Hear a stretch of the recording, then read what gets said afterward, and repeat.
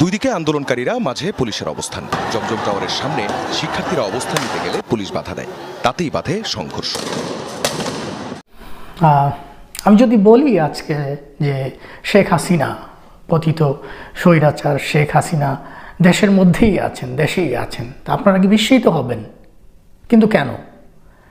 যেদিন ব্যারিস্টার সুমন গর্ত থেকে বের হলো, বাংলাদেশের মাটি থেকে বের হলো, মনে হলো যেন সে আকাশ বা মাটি ফুঁড়ে তাই সে উদয় হয়েছে। সে তো আমেরিকা চলে গিয়েছিল, সে একটি ভিডিও প্রকাশ করেছিল সেটা নিয়ে, যেটি আগে থেকেই তৈরি করা ছিল, প্ল্যান করা ছিল। সর্বনাশ, এখনো বাংলাদেশে আসেন শেখ হাসিনা, এমন কথা শুনেই আবারও রাজপথে নেমে এসেছে শিক্ষার্থীরা, আবারও সারা দেশ উত্তাল। হঠাৎ করেই এবার একে একে গ্রেফতার হচ্ছেন সমন্বয়ক এবং উপদেষ্টারা, হঠাৎ কঠোর অ্যাকশনে নেমেছে সেনাবাহিনী। দর্শক, বিস্তারিত জানতে দেখতে থাকুন। আসতে হবে, এখনই সময়, আর দেরি নয়।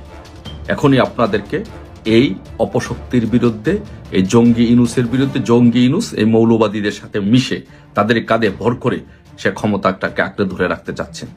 তাই এই ইনুসের বিরুদ্ধে এবং এই ৭১-এর পরাজিত জঙ্গি তালেবানিদের বিরুদ্ধে আপনাদেরকে, সমস্ত নারী জাতিদেরকে এখনই রাস্তায় নামতে হবে। বিষয়টা কিন্তু আসলে ভাববার মতন। গতকালকে থেকে বাংলাদেশ আওয়ামী লীগের যারা ফ্যান ফলোয়ার আছেন অথবা বড় বড় পেজগুলো আছে, সেখান থেকে আলোচনাটা সামনে আসছে যে শেখ হাসিনা আসলে কোথায় আছেন। হঠাৎ করে কেন এই বিষয়টা আবারও আলোচনায়? দেখেন, গেল পরশুদিন শেখ হাসিনা ফেসবুকে একটা লাইভ করেছেন ভারত থেকে। তিনি আপনার আওয়ামী লীগের বিভিন্ন জায়গার নেতাকর্মীদের সাথে নিয়ে সোশ্যাল মিডিয়া প্ল্যাটফর্মে বিভিন্ন বক্তব্য দিচ্ছেন। এর মাঝখানে আওয়ামী লীগের অনেক যারা নেতাকর্মীরা আছেন তাদের দাবি শেখ হাসিনা ভারতে নাই। কোথায় আছেন? তিনি বাংলাদেশে আছেন। আসসালামু আলাইকুম রহমতুল্লাহ, সবাই কেমন আছেন? আশা করি সবাই অনেক অনেক ভালো এবং সুস্থ আছেন। সবাইকে স্বাগতম জানাচ্ছি আমাদের আরেক নতুন ভিডিওতে। প্রতিদিনের মতো আমি হাফিজ সিরাত ফারুকী। কি হচ্ছে দেশে, কি ঘটতে যাচ্ছে দেশে? ইতিমধ্যে আপনারা দেখেছেন যে বর্তমানে হঠাৎ করে সারা দেশে শুরু হয়েছে তুমুল অস্থিরতা এবং সারা দেশে রীতিমতো তোলপাড় সৃষ্টি করেছে। আমরা ইতিমধ্যে ভিডিওর শুরুতে অংশ বিশেষ দেখে বুঝতে পেরেছেন আজকের ভিডিওটা কতটা গুরুত্বপূর্ণ হতে চলেছে। তাই বিষয়টা আর বেশি বিস্তারিত বলবো না, কারণ বিস্তারিত বলতে গেলে ভিডিওটা অনেক লম্বা হয়েছে। আমি সংক্ষেপ করার ক্ষেত্রে আপনাকে মূল আলোচনা নিয়ে যাচ্ছি। তার আগে আপনাকে ছোট একটি অনুরোধ জানাতেছে, যারা আমার ফারুকী অনলাইন ইউটিউব চ্যানেলতে এখনো হচ্ছেন, প্লিজ দয়া করে আমার চ্যানেল সাবস্ক্রাইব করে সাথে থাকবেন। আর বেশি কথা না বলে আমরা ভিডিওটা একটু ধারাবাহিকভাবে একটু বিস্তারিত দেখে আসবো। আসসালামু আলাইকুম, আপনাদের সবাইকে আমি স্বাগত জানাই আমার চ্যানেলে। আমি যদি বলি আজকে যে শেখ হাসিনা, পতিত স্বৈরাচার শেখ হাসিনা দেশের মধ্যেই আছেন, দেশেই আছেন, তা আপনারা কি বিস্মিত হবেন? কিন্তু কেন? যেদিন ব্যারিস্টার সুমন গর্ত থেকে বের হলো, বাংলাদেশের মাটি থেকে বের হলো, মনে হলো যেন সে আকাশ বা মাটি ফুঁড়ে তাই সে উদয় হয়েছে। সে তো আমেরিকা চলে গিয়েছিল, সে একটি ভিডিও প্রকাশ করেছিল সেটা নিয়ে, যেটি আগে থেকেই তৈরি করা ছিল, প্ল্যান করা ছিল। তো সেদিন কি আপনারা বিস্মিত হননি যেদিন বের হলো ব্যারিস্টার সুমন?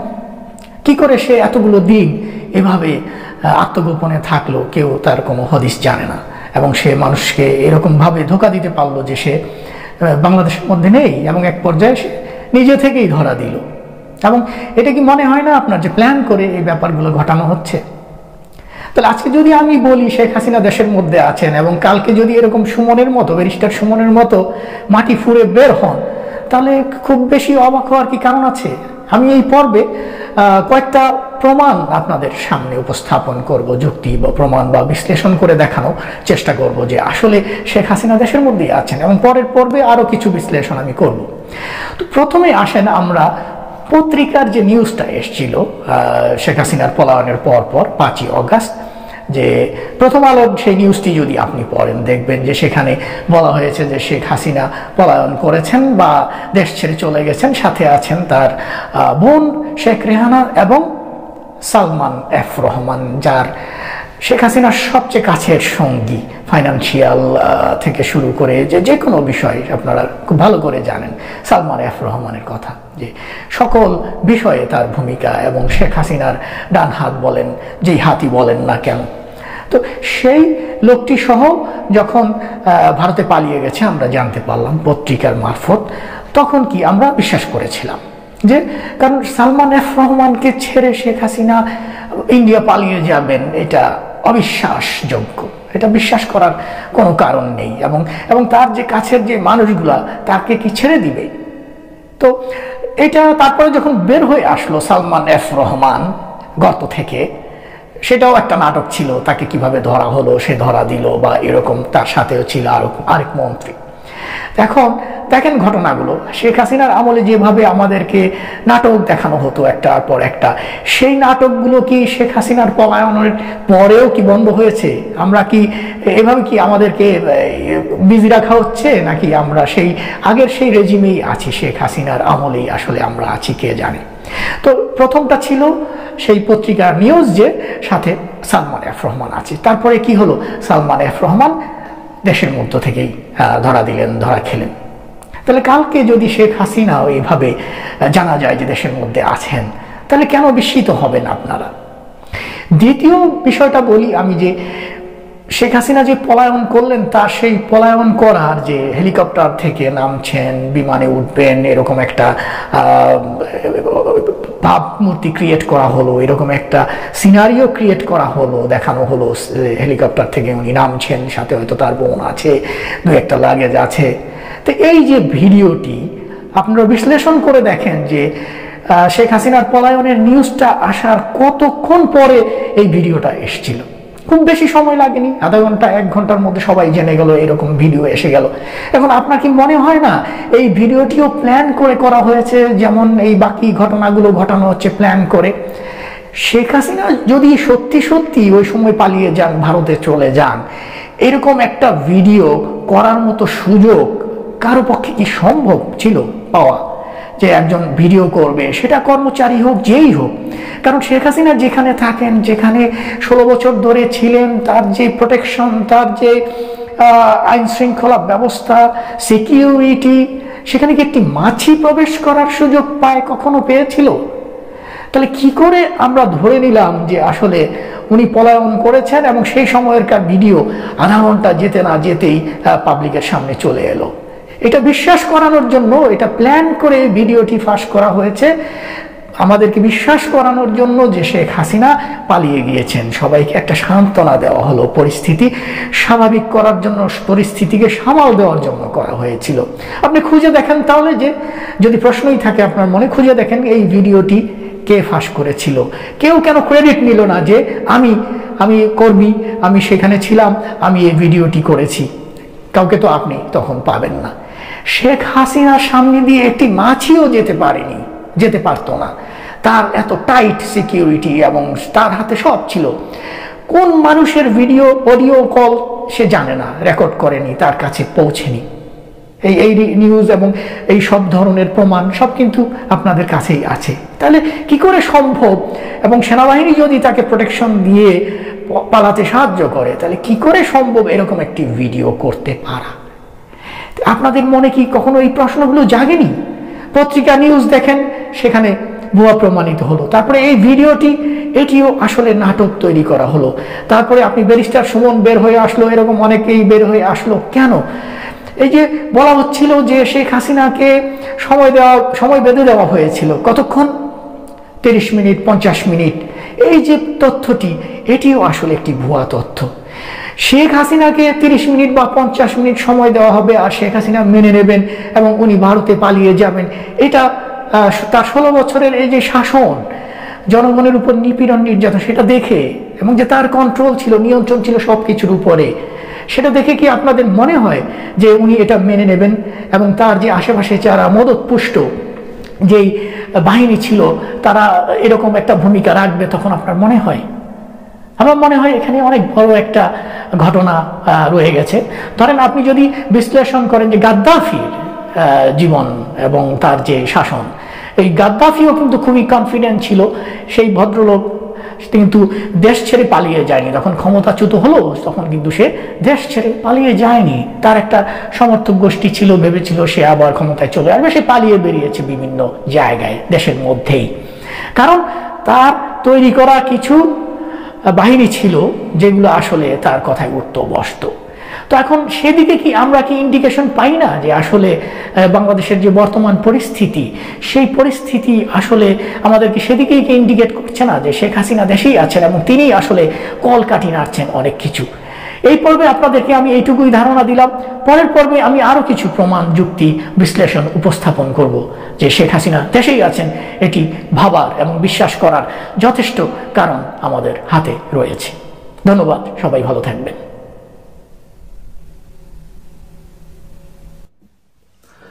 আসসালামু আলাইকুম। পৃথিবীর যে প্রান্ত থেকে শুনছেন এবং দেখছেন সবাইকে শুভেচ্ছা জানাচ্ছি। তো বাংলাদেশে থেকে বিভিন্ন সময় প্রায় ফোন আসে, মেসেজ আসে যে ভাই প্রধানমন্ত্রী শেখ হাসিনা কি আসবে, কবে আসবে। তো মাননীয় প্রধানমন্ত্রী বঙ্গবন্ধু কন্যা শেখ হাসিনা এই দেশকে ভালোবাসেন, দেশের জনগণকে ভালোবাসেন এবং দেশের মাটিকে ভালোবাসেন। সো মাননীয় প্রধানমন্ত্রী বঙ্গবন্ধু কন্যা শেখ হাসিনা আসবে, অবশ্যই আসবে। আসবে মানে আসবে, অবশ্যই আসবে এবং বাংলাদেশ হাসবে। কারণ বাংলাদেশের মানুষ, বাংলাদেশ শেখ হাসিনার জন্য অপেক্ষা করছে। দুহাত তুলে মানুষ নামাজ পড়ে, রোজা রেখে মাননীয় প্রধানমন্ত্রী বঙ্গবন্ধু শেখ হাসিনার জন্য, বঙ্গবন্ধু কন্যা শেখ হাসিনার জন্য দোয়া করছে যে মাননীয় প্রধানমন্ত্রী শেখ হাসিনা কবে আসবে এই বাংলাদেশে, কবে এসে আমাদের হাল ধরবে আবার। তাই ইনশাল্লাহ আপনারা এইটুকু জানেন যে ইনশাল্লাহ মাননীয় প্রধানমন্ত্রী বঙ্গবন্ধু কন্যা শেখ হাসিনা অবশ্যই ইনশাল্লাহ দেশে আসবে। কেন আসবে আপনি দেখেন, মানুষ কেন দুহাত তুলে আজকে শেখ হাসিনার জন্য দোয়া করছে এবং কেন তার আসা প্রয়োজন এবং কেন সে আসবে, অবশ্যই আসবে। কারণ আজকে সর্বশেষ আপনারা দেখেছেন যে মুক্তিযুদ্ধ জাদুঘরে আগুন ধরিয়ে দেওয়া হয়েছে। ধানমন্ডি 32 নম্বরের পরে আবার এখন মুক্তিযুদ্ধ জাদুঘরে আগুন দিয়ে দেওয়া হয়েছে। কারণ হচ্ছে যে 1971 সালের মুক্তিযুদ্ধ, স্বাধীনতা, এইগুলো এরা রাখতে চায় না। মুক্তিযুদ্ধের কোনো নাম নিশানা এই 71-এর পরাজিত শক্তি বাহিনী রাখতে চায় না। এই জন্য তারা 72-এর সংবিধান বিশ্বাস করে না, তারা 71-এর মুক্তিযুদ্ধে বিশ্বাস করে না, তারা বঙ্গবন্ধুতে বিশ্বাস করে না, ধানমন্ডি 32 নম্বরে বিশ্বাস করে না, মুক্তিযুদ্ধের জাদুঘর তারা পুড়িয়ে দিতে চায়। তারা আফগানিস্তানের মতো একটা তালেবানি রাষ্ট্র চায়। তাই এই দেশকে রক্ষা করতে হলে, তালেবানি রাষ্ট্রের হাত থেকে বাংলাদেশকে রক্ষা করতে হলে অবশ্যই বঙ্গবন্ধু কন্যা শেখ হাসিনাকে প্রয়োজন এবং অবশ্যই উনি সেই দেশের নেতৃত্ব দিতে, বাংলাদেশটা যেন আফগানিস্তানের মতো তালেবানি রাষ্ট্র না হয়, সেই জন্য এই বাংলাদেশের নেতৃত্ব দিতে অবশ্যই বঙ্গবন্ধু কন্যা শেখ হাসিনা আসবেন। আপনারা দেখেছেন, বিশেষ করে নারী সমাজকে এখন জেগে উঠতে হবে। নারী সমাজকে যদি জেগে না ওঠে, নারী সমাজকে বলবো আমি, বাংলাদেশের সমস্ত বিশ্ববিদ্যালয়ের ছাত্রছাত্রীদেরকে বলবো এবং সমস্ত নারী জাতিকে বলবো যে আপনারা জেগে উঠুন। আপনাদের বিরুদ্ধে গভীর ষড়যন্ত্র হচ্ছে। আফগানিস্তানের মতো আপনাদেরকে ঘরে বসে রাখতে চায়, আপনাদেরকে বোরকা পরে 4 দেয়ালে বন্দি করে রাখতে চায়। এই ষড়যন্ত্র হচ্ছে, আপনাদেরকে সেই দিকে নজর দিতে হবে। কারণ এই জামাত, শিবির এবং 71-এর পরাজিত শক্তি মৌলবাদীরা বিশ্বাস করে আপনারা যদি স্মার্ট হয়ে যান, আপনারা যদি শিক্ষিত হয়ে যান, আপনারা যদি স্কুল, কলেজ, বিশ্ববিদ্যালয়, ব্যাংক সহ বিভিন্ন মাল্টি ন্যাশনাল প্রতিষ্ঠানে যদি আপনারা চাকরি করেন, আপনারা যদি স্মার্ট হয়ে যান, তখন আপনারা এই জামাতের মতো মৌলবাদী দেশ আপনারা চাবেন না। আফগানিস্তানের মতো একটা জঙ্গিবাদী দেশ হতে এই দেশটাকে দিবেন না। এই জন্য পরিকল্পিতভাবে আপনাদেরকে ঘরে বসিয়ে রাখার জন্য, ঘরে বন্দী করার জন্য এরা বিভিন্ন ধরনের অপকৌশল গ্রহণ করছে। সেই অপকৌশলের অন্যতম মাধ্যম হচ্ছে যে বাংলাদেশে এখন ধর্ষণের মাত্রা বেড়ে গেছে। কারণ বিভিন্ন অপকৌশলগুলোর মধ্যে, বিভিন্ন অবলম্বনের মধ্যে একটি অন্যতম অবলম্বন হচ্ছে যে আপনাদেরকে যদি দর্শন করা যায়, আপনাদেরকে যদি দর্শন করা হয়, ভয়ভীতি প্রদর্শন করা হয়, তাহলে আপনারা আর বের হয়ে আসবেন না। আপনারা বিভিন্ন প্রতিষ্ঠানে, ব্যাংক, বিমা, স্কুল, কলেজ, বিশ্ববিদ্যালয় সহ বিভিন্ন মাল্টিন্যাশনাল প্রতিষ্ঠানে আপনারা চাকরি করবেন না। আপনারা ঘরে বসে থাকবেন, পর্দা করবেন। আস্তে আস্তে আফগানিস্তানের মতো তালেবানের দিকে রাষ্ট্রটা যাবে, একটা ইসলামিক রাষ্ট্র কায়েম করতে সম্ভব হবে। এই জন্য আমি বলবো যে আপনাদের অধিকার আদায়ের জন্য, আপনাদের নিজের জীবনের জন্য, আপনাদেরকে দর্শনের হাত থেকে বাঁচার জন্য আপনাদেরকে এগিয়ে আসতে হবে। এখনই সময়, আর দেরি নয়। এখনই আপনাদেরকে এই অপশক্তির বিরুদ্ধে, এই জঙ্গি ইনুসের বিরুদ্ধে, জঙ্গি ইনুস এই মৌলবাদীদের সাথে মিশে তাদের কাঁধে ভর করে সে ক্ষমতাটাকে আঁকড়ে ধরে রাখতে চাচ্ছেন।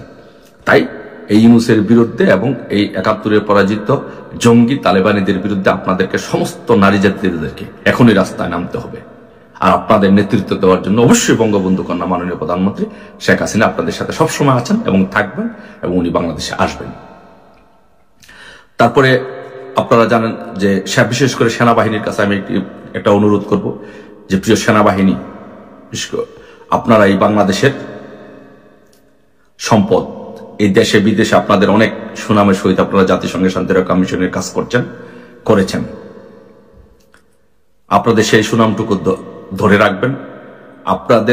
আপনারা যদি জাতিসংঘের শান্তিরক্ষা মিশনে যদি আপনাদেরকে না নেওয়া হয়, তাহলে দেশ অনেক লস করবে, আপনারা ব্যক্তিগতভাবে অনেক লুজার হবেন, এবং দেশের মান সম্মান ক্ষুণ্ণ হবে, দেশের স্বাধীনতা এবং সার্বভৌমত্ব ধ্বংসের দিকে যাবে। তাই আপনাদেরকে বলবো, আপনাদের দায়িত্ব, আপনারা দেশটাকে তালেবানি রাষ্ট্রের দিকে নিয়ে যাবেন না।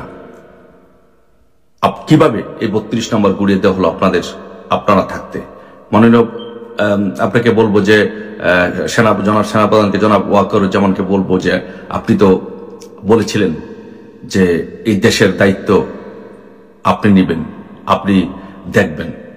নেন, আপনি দেশের দায়িত্ব নেন, আপনার সাথে আমরা আছি, আপনার সাথে আপনাদেরকে আমরা সহযোগিতা করব। আপনি রক্ষা করুন, এই দেশ রক্ষা করুন, মুক্তিযুদ্ধ জাদুঘর রক্ষা করুন, ধানমন্ডি ৩২ নম্বর তো পুড়ে দিয়েছে, দেশের স্বাধীনতা সার্বভৌমত্ব রক্ষা করুন। আপনার সাথে দেশের জনগণ থাকবো, আমরা থাকবো, কিন্তু দেশটাকে আপনারা রক্ষা করুন। দেশটাকে তালেবানি রাষ্ট্র হতে দিবেন না, দেশটাকে জঙ্গি রাষ্ট্র হতে দিবেন না। এই নারীদেরকে ধর্ষণের হাত থেকে রক্ষা করুন। কতিপয় মৌলবাদীদের আশ্রয় এই দেশটাকে জঙ্গিবাদের দিকে ধাবিত করবেন না। আজকে কি হচ্ছে বাংলাদেশে? আজকে সেনাবাহিনী বিতর্কিত হচ্ছে তাদের কার্যকলাপের জন্য।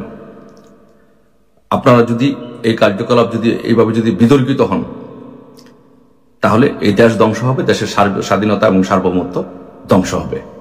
তাই আপনাদেরকে বলবো, প্রিয় সেনাবাহিনীকে বলবো, আসুন আপনারা দেশের দায়িত্ব নেন, দেশকে রক্ষা করুন। নারীদেরকেও বলবো, আসুন আপনারা ঘর থেকে বেরিয়ে আসুন, এই অপশক্তির বিরুদ্ধে আপনারা রুখে দাঁড়ান। আসুন সকলে মিলে ঐক্যবদ্ধভাবে এই বাংলাদেশকে এই তালেবানি গোষ্ঠীর হাত থেকে রক্ষা করি, এই জঙ্গি ইউনূসের হাত থেকে রক্ষা করি, এবং এই দেশ রক্ষার আন্দোলনের নেতৃত্ব দিবেন বঙ্গবন্ধু কন্যা শেখ হাসিনা। এবং শেখ হাসিনা বাংলাদেশে আসবে, আসবে, অবশ্যই আসবে, বাংলাদেশ হাসবে। জয় বাংলা, জয় বঙ্গবন্ধু, শেখ হাসিনাতে আস্থা। আসসালামু আলাইকুম রহমতুল্লাহি ওয়া বারাকাতুহু। সম্মানিত দর্শক, ডক্টর মোহাম্মদ ইউনূস সরকারের সময়কাল ৮ মাস অতিক্রান্ত হতে চলল। এই সময়ের মধ্যে সরকারের যে কর্মকাণ্ড, সেই কর্মকাণ্ড নিয়ে আমরা এখনো পর্যন্ত নির্লিপ্তভাবে কেউ আলোচনা করিনি। যারা সরকার বিরোধী, সঙ্গত কারণে তারা সরকারের দোষ ত্রুটি অহরহ বলে বেড়াচ্ছেন, এবং আমাদের দেশে সাধারণত মানুষের মধ্যে নেতিবাচক কথার প্রতি একটা তীব্র আকর্ষণ থাকে। আপনি যদি কারো পক্ষে কথা বলেন, সঙ্গত কারণে, আচ্ছা বুঝেছি, ও তুমি এই প্রকৃতির, নিঃসন্দেহে তুমি সরকার থেকে বড় কোনো সুযোগ সুবিধা পেয়েছো, অথবা তোমার ইমানিকিন বলে কোনো কিছু নেই, তুমি সরকারের উপদেষ্টা হতে চাও, কিংবা সুবিধাভোগী পদলেহনকারী কিছু একটা হতে চাও, কাজেই তোমার কথা শুনবো না। আপনি যে কোনো মানুষ সম্পর্কে ইতিবাচক প্রশংসা করতে গেলেই এই ধরনের কথা বলতে থাকবে। বিশেষ করে ধনী ব্যক্তি, নারী এবং ক্ষমতাধর ব্যক্তি, তাদের সম্পর্কে ইতিবাচক কথা বলা আমাদের এই সমাজ কোনো অবস্থাতেই মেনে নেয় না। আবার একইভাবে যদি আপনি একেবারে ডাহা মিথ্যা কথা বলেন যে কোনো ধনী ব্যক্তি সম্পর্কে, কিংবা সুন্দরী রমণীর সম্পর্কে, অথবা ক্ষমতাধর ব্যক্তির সম্পর্কে, মানুষ আরব্য রজনীর গল্পের মতো শুনতে থাকবে। কোনো একটি সুন্দরী রমণী, তাকে ভূতে ধরেছে, কিংবা তার অনেকগুলো বয়ফ্রেন্ড রয়েছে, রাতে তার কাছে জিন আসে, তারপর এই মেয়েটা চরিত্রহীন, তাকে খুব সহজে পাওয়া যেতে পারে, অনেক পুরুষের সঙ্গে তার সম্পর্ক রয়েছে, এই ধরনের কথা আপনি বানিয়ে বানিয়ে বলেন, দেখবেন যে সমাজের অতি গুরুত্বপূর্ণ যারা ব্যক্তি রয়েছে তারাও কাজকর্ম থামিয়ে আপনার কাছে শুনতে আসবে যে ভাই শুনলাম তুমি নাকি এটা বলেছো, ঘটনা সত্যি কিনা। একইভাবে ক্ষমতাধর যারা লোকজন রয়েছে, তাদের হারেম রয়েছে, তারা জুয়া খেলে, মদ্যপান করে, দামি গাড়ি রয়েছে এবং আরো অনেক কিছু। ফলে আপনি দেখবেন যে একটা অশিক্ষিত মানুষ, কিছু নেই, লেখা নেই, পড়া নেই, ব্যক্তিত্ব নেই, চরিত্র নেই, শুধুমাত্র অর্থ রয়েছে, টাকা রয়েছে। তো এইরকম মানুষের কথাও মানুষ শোনে, তাদের ব্যাপারে জানতে চায়, তাদের পোশাক নিয়ে মানুষ খোঁজ খবর নেয় যে ও এত দামি পোশাক পরলো, ওটার দাম কত, ওটার দাম কত, ওর কয়টা বাড়ি আছে, কটা গাড়ি আছে, কটা হেলিকপ্টার আছে, এরকম।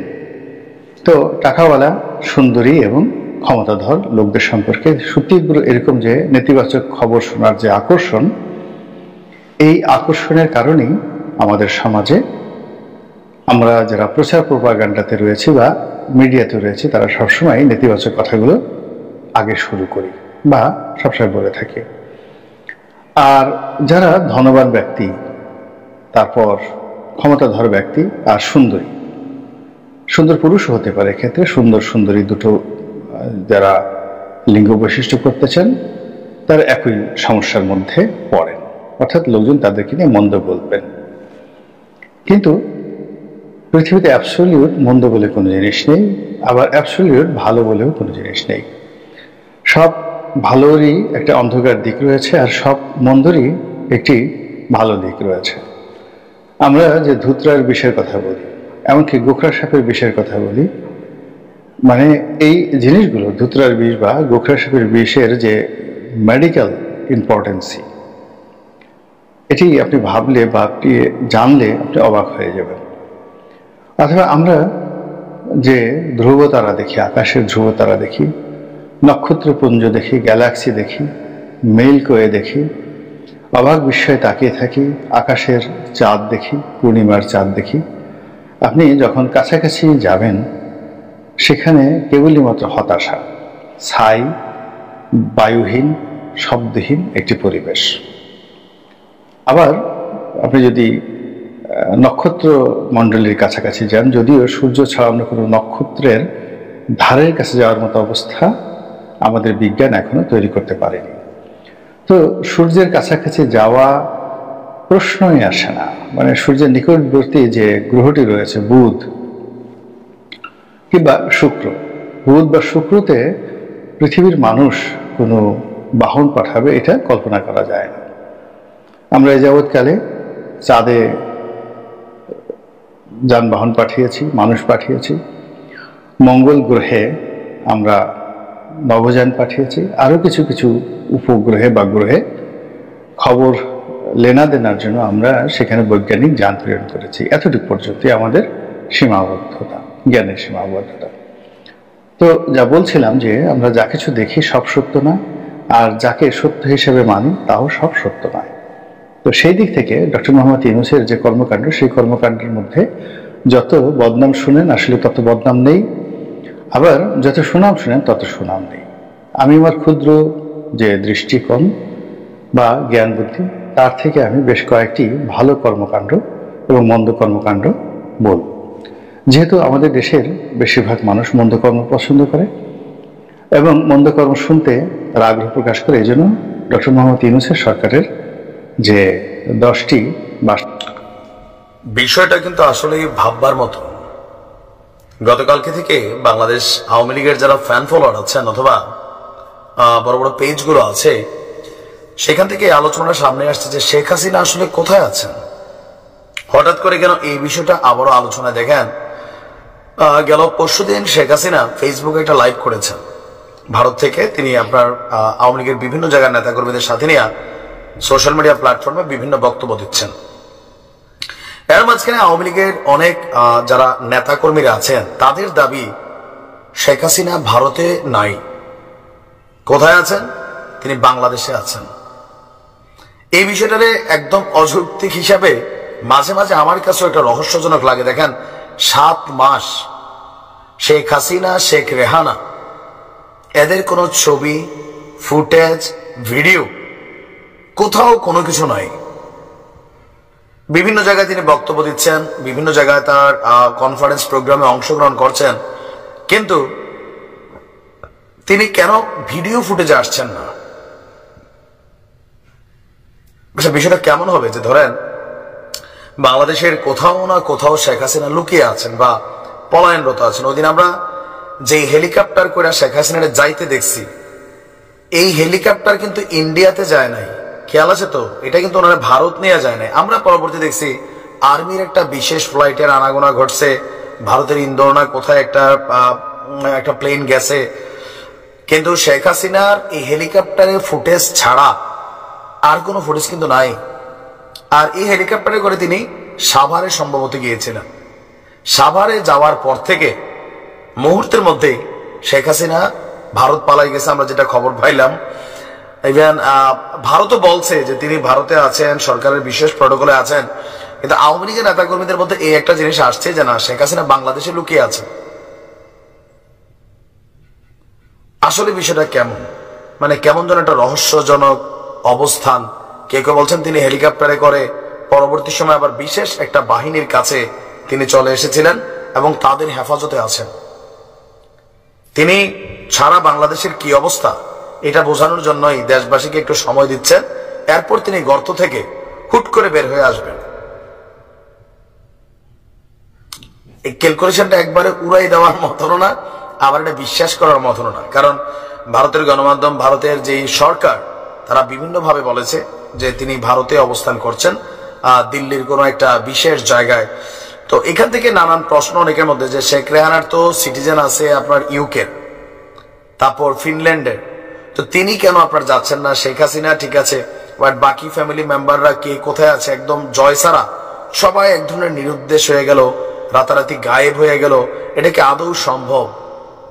আর আমার কাছে মনে হয় যে এটা আওয়ামী লীগের নেতাকর্মীদের থাকে না যে একটা স্বপ্ন বা ভরসা, যে মনে মনে নিজেদেরকে সান্ত্বনা দেওয়ার জন্য তারা হয়তো বা এরকম ভাবে, অথবা যারা বড় বড় নেতারা আছেন তারা বুঝাচ্ছেন ফেসবুক পোস্টের মাধ্যমে আওয়ামী লীগের নেতাকর্মীদেরকে উজ্জীবিত করার জন্য যে ভয়ের কিছু নাই, শেখ হাসিনা বাংলাদেশে আছেন, সময় সুযোগ বৈশা দিনেই গর্ত থেকে বের হবেন, তারপর আবার সিস্টেমে সবকিছু কন্ট্রোলিং এ নেবেন। এটা আমার কাছে প্রোপাগান্ডা ছাড়া বাস্তব ভিত্তিক মনে হয় না। 5% মনে হয়। কেন হয়? 7 মাস এত বড় একজন মানুষ সারা পৃথিবীর মানচিত্র থেকে উধাও, প্রযুক্তির হাত থেকে উধাও, কোথাও কোন রকম অস্তিত্ব নাই। এটা 5% আমারও মনে হয়, বাট 95% মনে হয় এত পাগল না যে বাংলাদেশে অবস্থান করছেন। আর এতদিনে গোয়েন্দা সংস্থা বা সামহাও আওয়ামী লীগের একজন নেতা কোন বাড়িতে ঘুমায় এটাও পাবলিক গিয়ে মব জাস্টিস করে বের করে নিয়ে আসতে পারে। তো শেখ হাসিনার অবস্থান কি এটা প্রমাণিত হইতো না? হয়ে যেত। আল্লাহ ভালো জানে আমরা আরো কি দেখার বাকি আছে। মানে আমার কাছে মনে হয় এটা আওয়ামী লীগের নেতাকর্মীদের একটা কৌশল, তাদের কর্মীদেরকে উজ্জীবিত রাখার, এছাড়া আর কিছুই না। এটা শুই না আবার অতি আবেগে রাস্তায় বের হইয়েন না। এমনি ছাত্রলীগ, যুবলীগ, আওয়ামী লীগের ধরার জন্য সরকারের বিশেষ তালিকা তৈরি করা হচ্ছে, মাথায় রাখেন। ভালো থাকুন। তো প্রিয় দর্শক, ইতিমধ্যে আপনারা সবাই দেখেছেন, ভিডিওটা দেখে আপনার মতামত অবশ্যই কমেন্ট করে জানাবেন। আমরা চেষ্টা করি সারা দেশে যে পরিস্থিতি চলতেছে তারই ধারাবাহিকতা যে ভিডিওগুলো সামাজিক যোগাযোগ মাধ্যম আমরা পাই সেগুলো আপনার মাঝে বিভিন্নভাবে মানে তুলে ধরার চেষ্টা করি। এখানে আমাদের ব্যক্তিগত কোনো মতামত নাই। অবশ্যই ভালো লাগবে, অবশ্যই শেয়ার করে দেবেন। চ্যানেল নতুন থেকে চ্যানেল সাবস্ক্রাইব করে সাথে থাকবেন। এরকম ফান চলা করতে সবার রাখবেন। ধন্যবাদ সবাইকে। আল্লাহ হাফিজ।